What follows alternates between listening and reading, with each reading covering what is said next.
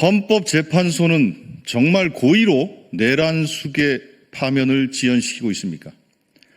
졸속 선고는 안 된다. 이재명 대표 항소심 이후에 선고해야 한다더니 이제는 4월 선고설까지 나오고 있습니다.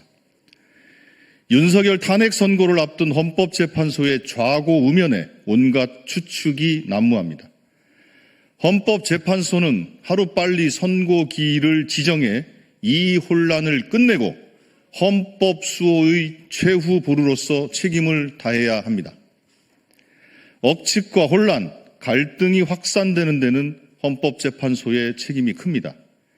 약 3주 뒤면 재판관 2명의 임기가 끝나 선고 불능 상태가 되는데 아직도 선고기일을 지정하지 않고 있습니다. 윤석열 탄핵을 최우선 심리하겠다더니 국민께 이토록 큰 불안과 고통을 안기는 이유가 무엇입니까? 조속한 내란 종식을 기다리는 국민을 배신한 채 계속 선고를 미루는 헌재의 행태를 이해할 수 없습니다. 헌재의 선고가 미뤄지는 동안 사법체계는 끊임없이 위협받고 헌정 질서는 날마다 흔들리고 있습니다. 국가의 미래와 국민의 삶이 회복 불능의 파국으로 치닫는 건 아닌지 걱정이 커져만 갑니다.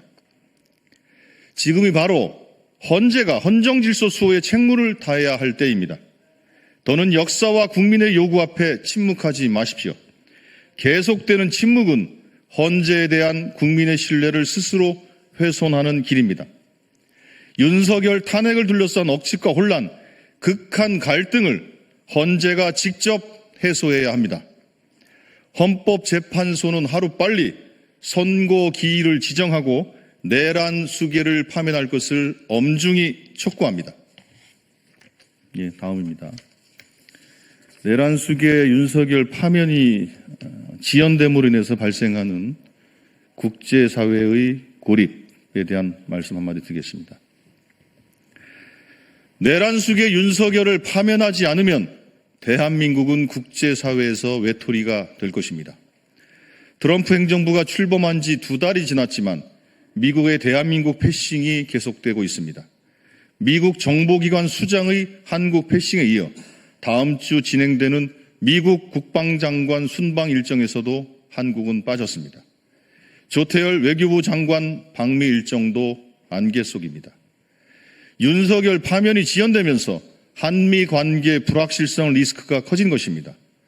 최근 관세 전쟁 심화 등 대외 상황이 심각함에도 대한민국은 제대로 된 대응조차 못하고 홀로 표류하고 있습니다.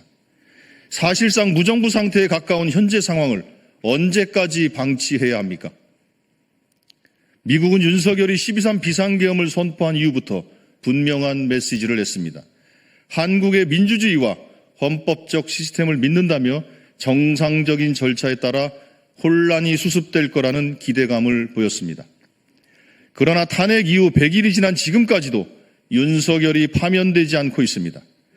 국회에 군인들이 난입한 상황을 전 세계가 지켜봤는데 아직도 내란 수계가 단죄되지 않는 상황을 어떤 민주주의 국가가 이해할 수 있겠습니까? 파면 결정이 지연될수록 대한민국은 국제사회에서 계속 고립될 것입니다.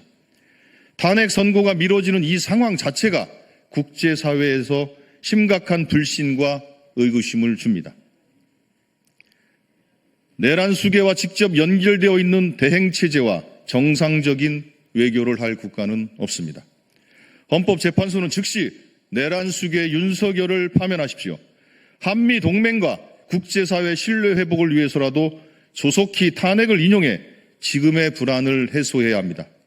전 세계가 대한민국을 지켜보고 있음을 헌법재판소는 명심해야 합니다.